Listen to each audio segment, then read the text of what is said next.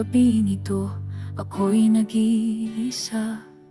Igpit ang bag at pangarap na para sa inyo sinta. Sa hiding ng eroplano, puso ko'y kumakaba. Iiwan ko ang tahanan para kinabukas ay mas maganda. Di madali ang bawat luhang pumapata, pero lakas ko'y nagagaling sa inyong mga yakap. Kahit gaano kalayo, kayo ang aking ilaw. Sa bawat pagod ko, pangalan niyo ang sigaw. Opnat pangalan ako, puso ko'y nasa inyo. Para sa pamilya at kakayanin ko, hanggang pag-uwi ko, buo ang pangarap ko. Bawat araw sa trabaho, ako'y lumalaban. Pagod at luha, lagi kong nilulunok lamang. Sa larawan yung hawak ko, ako'y humihinga. Na balang araw ang sakripisyo'y may gantimpala. Di madali ang piling malayo sa tahanan, pero para sa inyo, kahit saan ako mapadpad.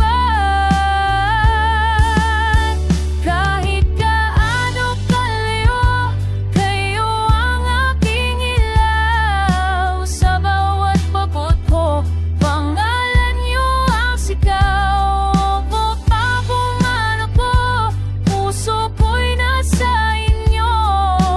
Para sa pamilya at kakayanin ko, hanggang ito, buo ang pangarap ko. Panginoon, gabayan mo ako. Ibalik mo akong ligtas sa piling nila. Sa araw na muli ko silang mayakap, doon pa lang tunay na kumpleto ang lahat. Kahit gaano kalayo, kayo ang aking ilaw. Sa bawat pagod ko, pangalan niyo ang sigaw. Nakulungan ako, puso ko'y nasa inyo. Para sa pamilya at kakayanin ko, hanggang pag-uwi ko, dalagi walang hanap bukas. Para sa inyo.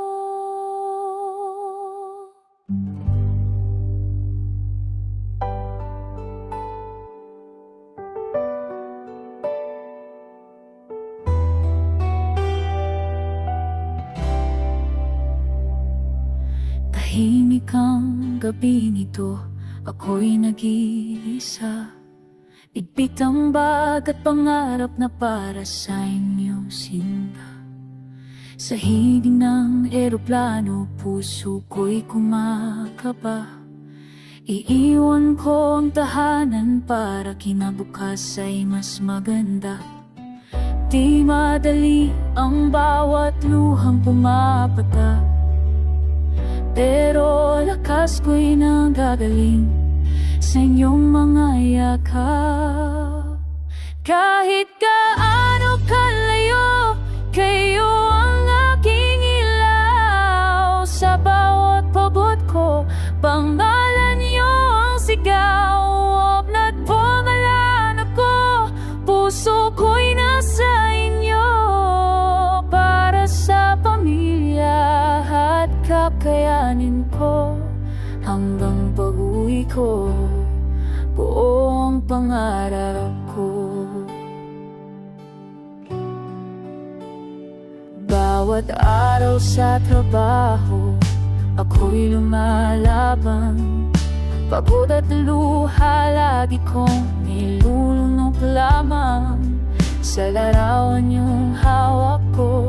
Ako'y humihinga na balang araw ang sakripisyo'y may gantimpala. Di madali ang piling malayo sa tahanan, pero para sa inyo kahit saan ako mapatpat. Kahit gaano kalayo, kayo ang aking ilaw. Sa bawat pagod ko, pangalan niyo ang sigaw. Papabuman ako, puso ko'y nasa inyo. Para sa pamilya at kakayanin ko, hanggang huli ko, buo ang pangarap ko. Panginoon, gabayan mo ako, ibalik mo akong ligtas sa piniling nila. Sa araw na muli ko silang mayakap, doon pa lang tunay na kumpleto ang lahat. Kahit gaano kalayo, kayo ang aking ilaw. Sa bawat pagod ko, pangalan niyo ang sigaw. Nakulungan ako, puso ko'y nasa inyo. Para sa pamilya at kakayanin ko, hanggang pag-uwi ko, dalagi walang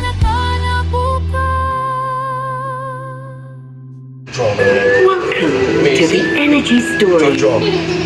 You are about to have a powerful experience and learn how energy has shaped human life from the beginning. You will be going on a journey through time, all the way to the future which lies just You like beyond. that job? You don't like that job? Okay.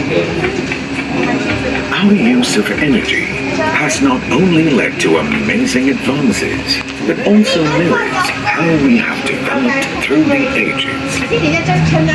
The energy story started long, long ago, when a spark ignited civilization. The power of the human mind has driven progress through the ages. Simply by controlling the power of fire, people were able to keep warm in winter, cook food to improve their diet, and nourish their brains, light up the darkness, and scare away wild animals. And as their use of energy grew over time, so human beings evolved. When humans developed new methods for hunting, fishing, and farming, they formed communities, gaining strength in numbers by living and working together. They harvested crops in the fields and harnessed the power of water and wind.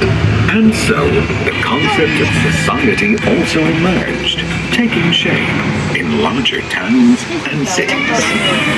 Inspired by scientific theories, which emerged in the Age of Reason, the steam engine was the next big advance. New production methods were invented to perform heavy manual tasks. New industries and new modes of transport emerged. Trade boomed all over the world. Cities grew faster than ever before.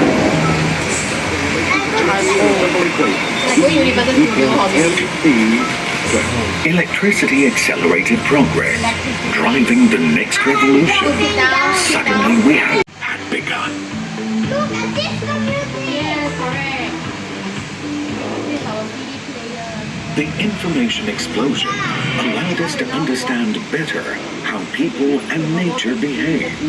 Thanks to big data and supercomputers, more tasks were automated. More intelligent technologies.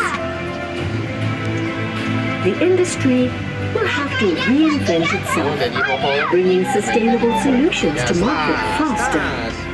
Our way of life will have accept change so all of us can thrive together. Children and our children's children. We all have an idea of the world we want to see, the utopia that all of us imagine in our dreams. We need to reforest the earth. We need to invest in clean technologies.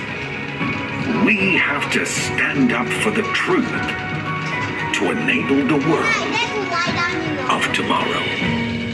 Is it our Earth? That's Earth. We hope you have enjoyed your trip to PetroScience today. Technologies. We have to stand up for the truth